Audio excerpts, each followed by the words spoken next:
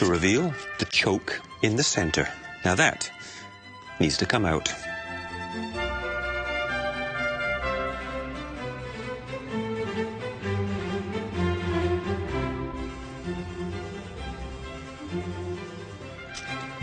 Into a bowl of acidulated water, stop it from browning, and it's done. Really quite simple.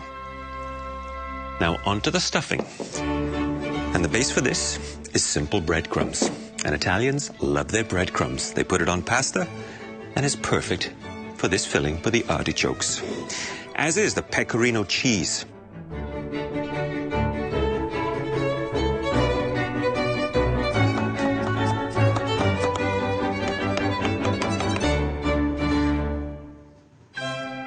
Now for the prosciutto. The unique difference with prosciutto from the Marches is they use juniper berries as part of the curing and seasoning, so it has a very unique and distinct flavor. Flat leaf Italian parsley.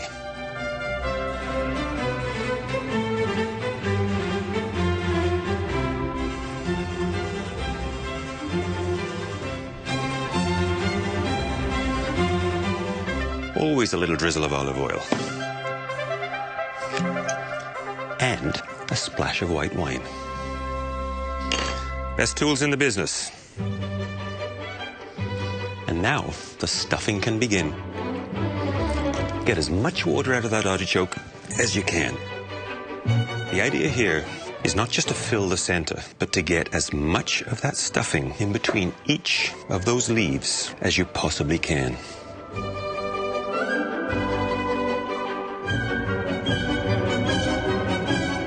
Between the olive oil and that white wine will start to simmer and steam and melt those beautiful artichokes into absolute tender, succulent hearts.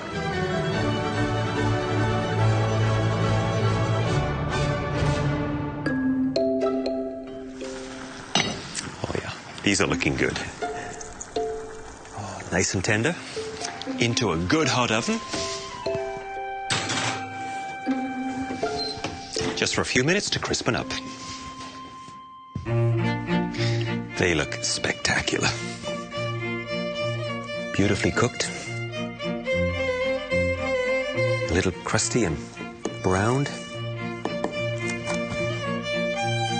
And you can see the stuffing all the way to the heart. And in the bottom of the pan are some tasty juices.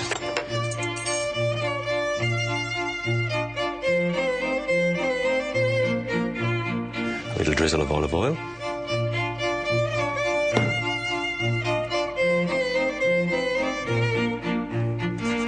And the final touch, a little bit more grated pecorino. And that is my antipasti done. The larger outer leaves, you just want to chew and suck on that last little area here of that leaf.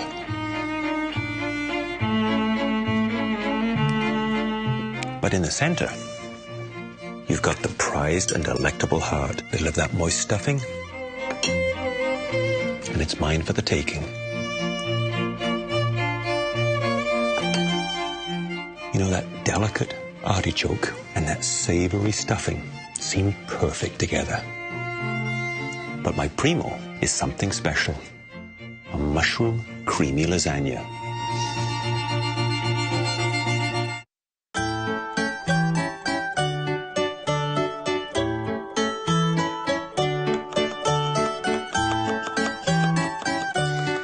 As you can imagine, lasagna is popular all over Italy. But in La Marche, it's a little special. And anyone in the know, along with the locals, call it vincigrassi. And it's packed full of flavorful mushrooms and a beautiful, creamy white sauce. My mushroom of choice, portobello.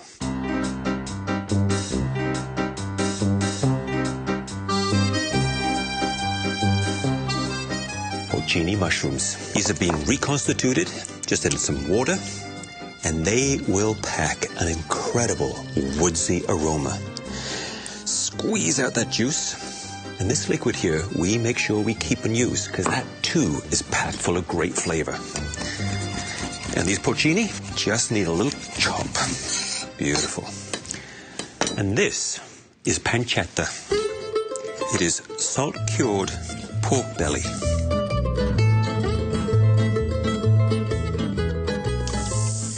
I'm just starting to render down the fat from the pancetta, releasing all those flavors and getting a little caramelized at the same time.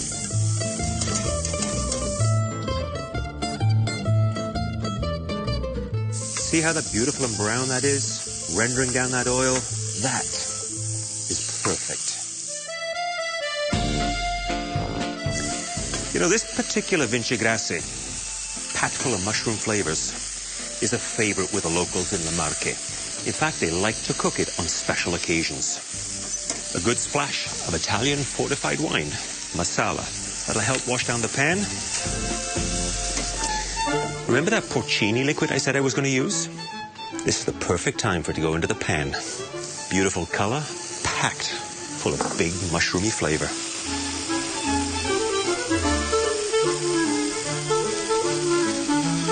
Splash of chicken stock. Let that simmer, reduce and thicken up. Put the lid on. Now for the bechamel sauce. Bechamel is actually quite simplice. A good amount of butter, olive oil, a little milk, a little flour, and a light dusting of nutmeg. Bechamel is really good. It's cooked out beautifully and is the right consistency. My ragu, pretty much the same thing, but I have some prosciutto left over from the artichokes, along with freshly chopped parsley.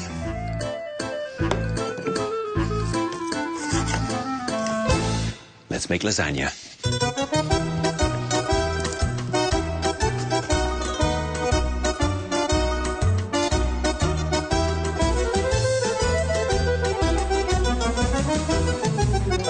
And when you're building lasagna, and it comes to pasta, fresh is always best.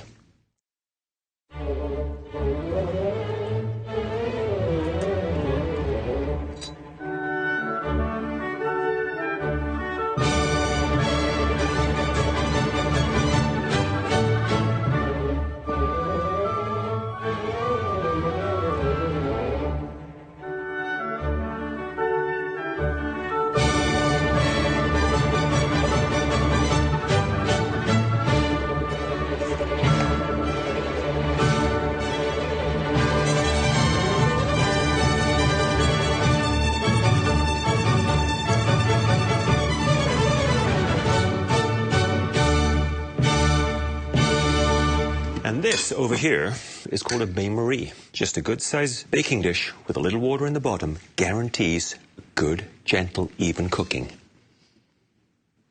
To the oven.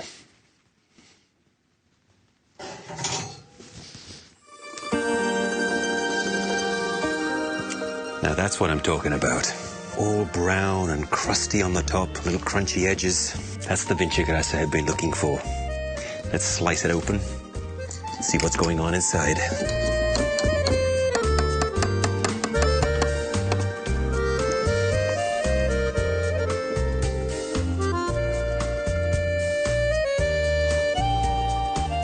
That is a thing of beauty. Oh.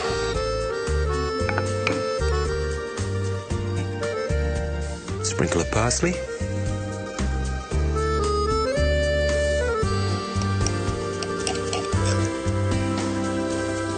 The dough is very tender.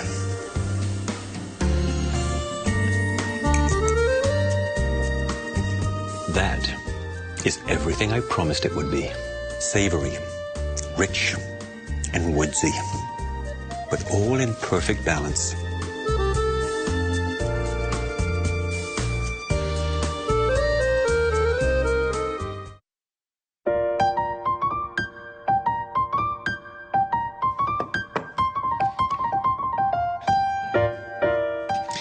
Ancona is the capital of the Marches, and it snugs itself right up against the unforgettable Adriatic coastline. And it's that, along with its fishermen, to provide the inspiration for this brodetto, a seafood stew, with all the beautiful fresh fish that comes in and out daily from those fishing boats. And these mussels, these are some of the freshest I've seen in a while. Two things you have to remember. One is, make sure they're all closed, because that tells me that they're fresh. And if you happen to see one open, give it a little pinch or tap it with a knife. And if it doesn't close, get rid of it. Number two, see this little fibrous piece here? That's known as a beard. And before you cook it, and certainly before you eat it, you want to get rid of it. Let's cook some seafood. I know it seems like a lot of olive oil, but trust me, this dish needs it.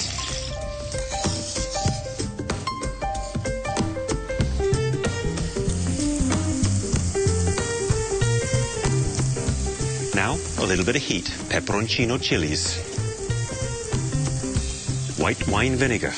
This will really enhance and deepen the flavor of this brodetto. Oh, you can smell the vapors of that vinegar coming off and the heat from the chilies. Passata. This is pureed flesh of ripe tomatoes. No seeds, no skin. Just beautiful, bright red flavor. As soon as that comes to the boil, I'm ready to add my seafood. I'm going to put in the mussels and clams first because they'll take a little longer to cook. I'm going to see them start to open up and release all those wonderful juices. The snapper and the cod, roughly the same size as the sea scallops. That way, I guarantee the fish will cook evenly. Shrimps, they're going to go in last because they cook really quick. Putting the seafood into this dish, it's all about an even layer. Let them breathe in there, gently simmer.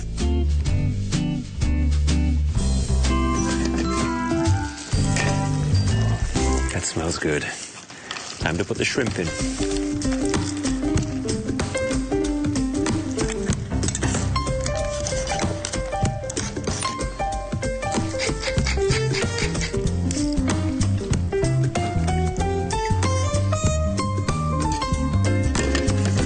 Almost there. To finish this dish, a beautiful crusty piece of bread, toasted up, rubbed with a little bit of garlic. Just by giving it a little rub like this, you're going to get that light but fresh infusion of garlic.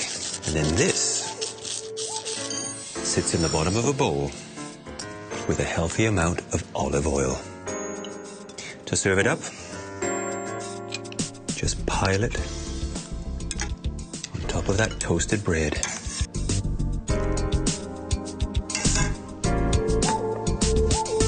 Little fresh parsley, and I can't resist. Now, I'm no fisherman, but I sure know how to eat like one.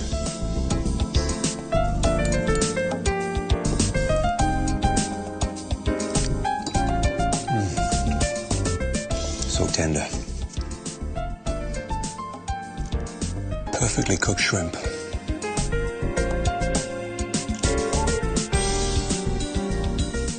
In many parts of Italy, your secondo could either be surf or turf. And I'd like to favor you with one of my all-time favorite beef dishes, Tournedos Rossini.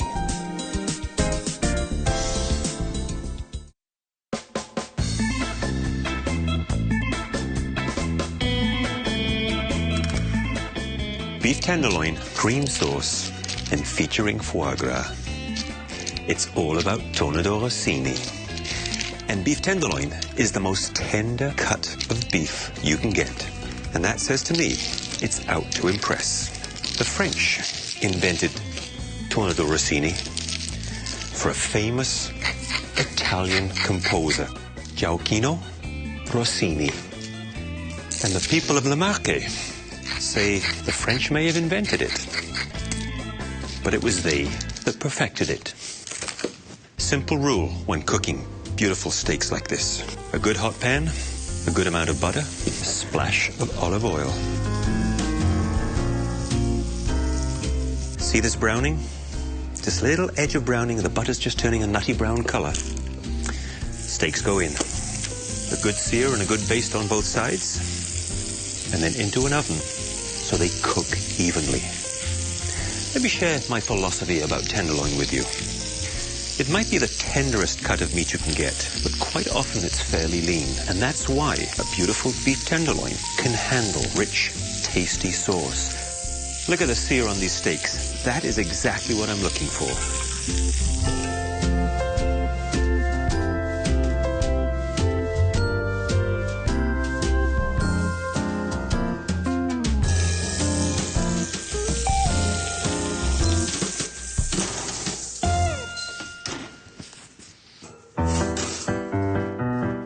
Look at this. These look absolutely exquisite. Beautiful golden brown, nice medium rare, out of the pan. Letting the beef tenderloins relax allows those juices to redistribute. That is so important for the perfect steak. Drain off some of this excess fat, but there's lots of good flavor in the bottom of this pan that I'm going to be reusing to cook the foie gras. Foie gras is a French delicacy. It is rich, fatty goose liver, and it too needs to be seared in a very hot pan. And by the fact that I'm using the same pan that I cooked the beef in, is going to allow me to pick up flavors for my sauce of both the beef and the foie gras. The pan has to be good and hot, so you get a nice golden brown color. Leave it in the pan too long, and it'll all melt away.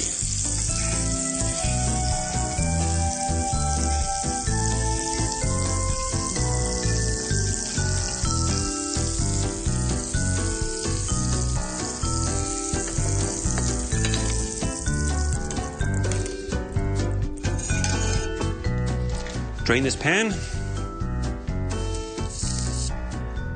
Fortified Italian wine. Let that reduce and simmer. Now for the pink peppercorns. You know, this dish was created for Rossini. But Rossini was not only a maestro when it came to music, he was also a bit of a maestro when it came to cooking. He loved to cook, he loved to eat, and he loved to entertain.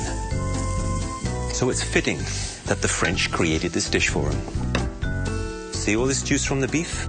That's sauce flavor. We don't want to waste that. The cream.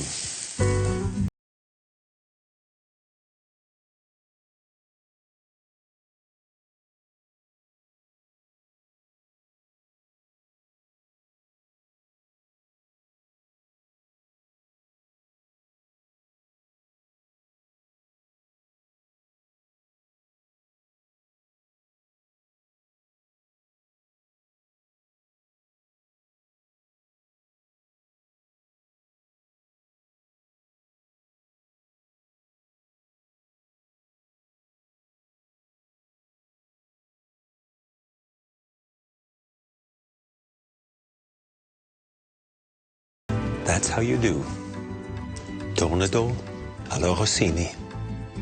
You know, I think the people of La Marche could be right. They perfected it. It's a pretty good-looking beef Tournedos Rossini. But the proof is always in the tasting of the pudding, so to speak. Beef beautifully cooked, medium rare.